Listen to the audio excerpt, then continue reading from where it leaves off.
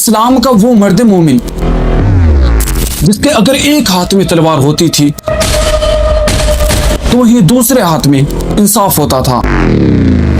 अगर उसका नाम ले लिया जाए तो दुश्मन की रगों में खून भी रुक जाया करता था। और अगर मुसलमानों के बीच में उसका नाम ले लिया जाए तो मुसलमान झूम उठते थे। बहादुरी के तो क्या कहने। ये बच्चा 1137 में पैदा हुआ कर्दिश खानदान में अल्लाह की तरफ से एक तोहफा था जो बचपन से ही कुरान और जिहाद से दिलचस्पी रखता था। जी हाँ, मैं बात कर रहा हूँ सुल्तान सलाहुद्दीन अय्यूबी रहमतुल्लाह अलैह।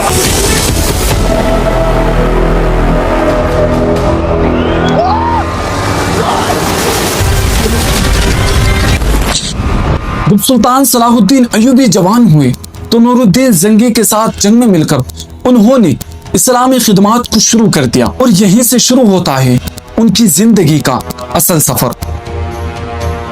वो वक्त करीब था जब तकदीर ने उनको दुनिया का सबसे बड़ा मुजाहिद बनाने के लिए चुन लिया था। नूरुद्दीन जंगी के इंतकाल के बाद जब मुसलमान बिखर से गए थे उस वक्त इजिप्ट खिलाफत फातिमी के कब्जे में था, लेकिन सुल्तान सलाहुद्दीन अय्यूबी ने उसी वक्त इजिप्ट को आजाद करा करके वहां पर खिलाफत अब्बासिया का झंडा लहराया। सुल्तान सलाहुद्दीन अय्यूबी ने ना ही सिर्फ इजिप्ट को आजाद कराया था बल्कि सब खित्तों को एक मरकज के तहत जमा करना शुरू कर दिया। सलेबी फौजें जिन्होंने 1099 में बैतुल मक़दिस को मुसलमानों के खून से रख दिया था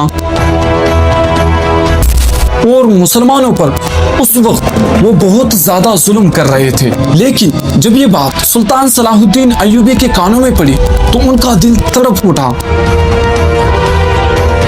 और उन्होंने ये फैसला कर लिया कि अब मेरी जिंदगी का मकसद बैतुल मक़दिस पर दोबारा इस्लाम के परचम को लहराना है। 1187 ये वो जंग थी जिसमें जंगे हित्तीन सजी।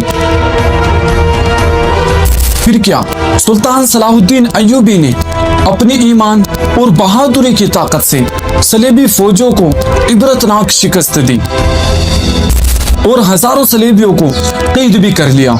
लेकिन जो दुश्मन मुसलमानों के खून के प्यासे थे सुल्तान सलाहुद्दीन अय्यूबी ने उनके साथ भी इंसाफ का मामला किया और कहा यही एक सच्चे मुसलमान की शान होती है। 2 अक्टूबर 1187 ये वो दिन था जिसका मुसलमान सदियों से इंतजार कर रहे थे। सुल्तान सलाहुद्दीन अय्यूबी ने बैतुल मक़दिस को फतह करके वहां अजान की आवाज को बुलंद किया। वही शहर जहां सलेबियों ने मुसलमानों के खून की नदियां बहाई थी, आज वहीं सुल्तान सलाहुद्दीन अय्यूबी ने ऐलान किया कि किसी बेगुनाह को कत्ल नहीं किया जाएगा। ईसाई, यहूदी और मुसलमान सब के सब अपनी इबादत गाहों में आराम से इबादत कर सकेंगे। सुल्तान सलाहुद्दीन अय्यूबी की ये फतेह मुसलमानों के लिए नहीं बल्कि तमाम इंसानों के लिए एक रहमत साबित हुई। दुश्मन भी ये कहने पर मजबूर हो गए कि सुल्तान सलाहुद्दीन अय्यूबी एक सिर्फ मुसलमानों का हीरो नहीं बल्कि इंसाफ का सुल्तान है। सुल्तान सलाहुद्दीन अय्यूबी ने अपनी पूरी जिंदगी अदल, इंसाफ और रहम के साथ गुजारी, लेकिन जब वो दुनिया से गए तो हैरत की बात ये थी कि ना तो उनके पास कोई दौलत, न खजाना, न कोई पैसे, सिर्फ कुछ सिक्के थे, क्योंकि सुल्तान सलाहुद्दीन अय्यूबी ने अपनी पूरी दौलत को इंसानियत और जिहाद के नाम पर कुर्बान कर दिया था। उनके जनाजे पर हर आंख से आंसू बह रहा था। मुसलमान ही नहीं बल्कि यहूदी भी उनके जनाजे पर रो रहे थे, क्योंकि सलाहुद्दीन अय्यूबी सिर्फ एक मुसलमानों का हीरो नहीं बल्कि इंसाफ की एक जिंदा मिसाल है। आज जब हम सलाहुद्दीन अय्यूबी रहमतुल्लाह अलैह की जिंदगी को देखते हैं तो समझ आता है कि असल ताकत हथियार में नहीं बल्कि इंसाफ, रहम दिली में है। और इससे ये भी पता चलता है कि अगर नीयत खालिस हो तो इंसान पूरी उम्मत को जगा सकता है। यही वजह है उनका नाम तारीख के सुनहरे अल्फाज में हमेशा लिखा जाएगा। और अगर आप चाहते हैं कि इस जैसी वीडियो हम आपके लिए रोजाना लेकर आए तो आप हमारे चैनल ज़ीशान फैक्ट को सब्सक्राइब करके ये वीडियो दूसरों के पास शेयर करें। जज़ाकल्लाह खैर।